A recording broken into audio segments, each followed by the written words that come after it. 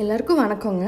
இன்றைக்கி இந்த வீடியோவில் நம்ம என்ன பார்க்க போகிறோம் அப்படின்னா, ரொம்ப ஹெல்த்தியான டேஸ்டியான ஸ்வீட் பொட்டேட்டோவில் எப்படி ஒரு கட்லெட் செய்கிறது அப்படின்ட்டு தாங்க.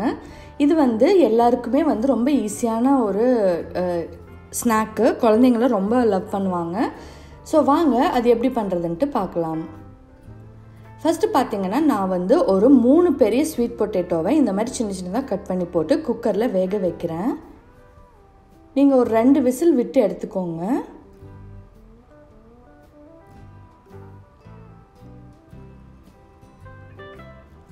அதுக்கப்புறமா நான் மிக்ஸ்ட் வெஜிடபிள்ஸ் எடுத்திருக்கேன். இந்த மிக்ஸ்ட் வெஜிடபிள் என்னென்ன இருக்குதுன்னு பார்த்தீங்கன்னா, பீஸ், கேரட், கார்ன் இருக்குது. இதை ஆல்ரெடி ஹாஃப் பாயில்டாக தான் இருக்கும். நான் மறுபடியும் ஒரே ஒரு விசில் மட்டும் விட்டு நல்லா பாயில் பண்ணி எடுத்து வச்சுக்கிறேன். இப்போது இந்த ஸ்வீட் பொட்டேட்டோ பார்த்தீங்கன்னா இந்த மாதிரி நல்லா மசிச்சு வச்சுருக்கேன். ஏன்னா அப்போ தான் உள்ளே நம்ம கட்லெட் போடுறதுக்கு ஈஸியாக இருக்கும். அப்புறம் நான் 2 பெரிய வெங்காயத்தை சின்ன சின்னதாக கட் பண்ணி வச்சுருக்கேன். அப்புறமா பார்த்திங்கன்னா அந்த வெஜிடபிள்ஸ் எல்லாம் மிக்ஸ்ட் வெஜிடபிள்ஸ் வச்சுருக்கேன். இஞ்சி பூண்டு நான் முழுசாக அப்படியே வச்சுருக்கேன். நீங்கள் வேணுன்னா அரைச்சி கூட போட்டுக்கலாம். அப்புறம் தேவையான ஸ்பைசஸ், அதாவது உப்பு, மிளகாய் பொடி, மஞ்சத்தூள், அப்புறம் கரம் மசாலா 4 வச்சுருக்கேன். ஸோ இப்போது ஒரு கடாயில் நீங்கள் கொஞ்சமாக எண்ணெய் விட்டுக்கோங்க. ஏன்னா இப்போ நம்ம எல்லாத்தையும் மிக்ஸ் தான் பண்ண போகிறோம். இதுக்கு நிறைய எண்ணெய் விடணும்னு அவசியம் இல்லை. ஸோ கொஞ்சம் எண்ணெய் விட்டு நான் கொஞ்சம் ஜீரகம் போட்டுக்கிறேன் தாளிப்புக்காக. ஸோ தாளிப்புக்கு ஃபஸ்ட்டு ஜீரகம் கொஞ்சம் போட்டுக்கோங்க. அதுக்கப்புறமா இஞ்சி பூண்டு 2 போட்டு நல்லா இஞ்சி பூண்டு ஸ்மெல் போகிற அளவுக்கு வதக்கி எடுத்துக்கோங்க. அது நல்லா வதங்கினதுக்கப்புறமா நீங்கள் கட் பண்ணி வச்சுருக்க வெங்காயத்தூளை போட்டுக்கலாம்.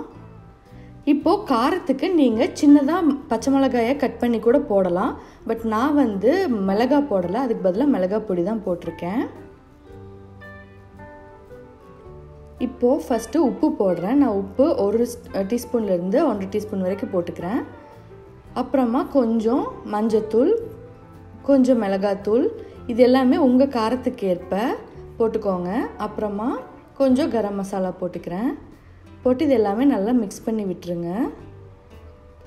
இந்த ஸ்பைசஸோட பச்சை வாசம் போகிற அளவுக்கு மிக்ஸ் பண்ணி விட்டுட்டு அப்புறமா நீங்கள் அந்த கொஞ்சமாக வேக வச்சு எடுத்துருக்க மிக்ஸ்டு வெஜிடபிள்ஸ் ஆட் பண்ணிக்கோங்க. அதுவும் கொஞ்சம் நல்லா வெந்து வந்ததுக்கப்புறம், ஆல்ரெடி வெந்து தான் இருக்கும், நல்லா வணங்கினதுக்கப்புறமா இந்த ஸ்வீட் பொட்டேட்டோவை உள்ளே போட்டு ஆட் பண்ணிக்கோங்க.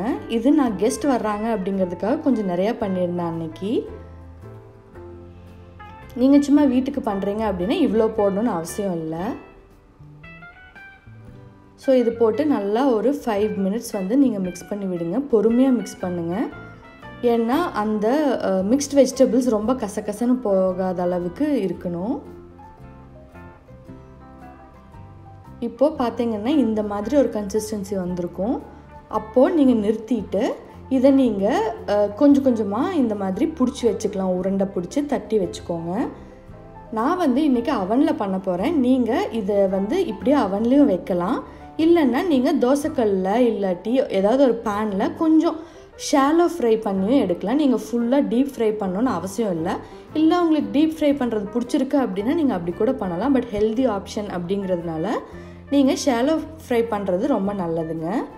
இப்போ பார்த்தீங்கன்னா நான் அவனில் ஃபுல் ஸ்பீடில் நான் ஒரு 20 மினிட்ஸ் வைக்கிறேன். நீங்கள் ஷாலோ ஃப்ரை பண்ணி எடுத்துக்கும்போது ரொம்ப ஈஸியாக பின்னும் குவிக்காக இருக்கும். இது உடஞ்சி போயிடாது. ஏன்னா நல்லாவே திக்காக இருக்கும் ஸ்வீட் பொட்டேட்டோ. ஸ்வீட் பொட்டேட்டோவில் ரொம்ப ஹெல்த்தியான டேஸ்டியான கட்லெட் ரெடிங்க. உங்களுக்கு கண்டிப்பாக இந்த கட்லெட் பிடிச்சிருக்குன்னு நினைக்கிறேன். ஸோ இதை ட்ரை பண்ணி பாருங்கள். வீட்டில் ட்ரை பண்ணி பார்த்துட்டு எனக்கு கமெண்ட்டில் சொல்லுங்கள்.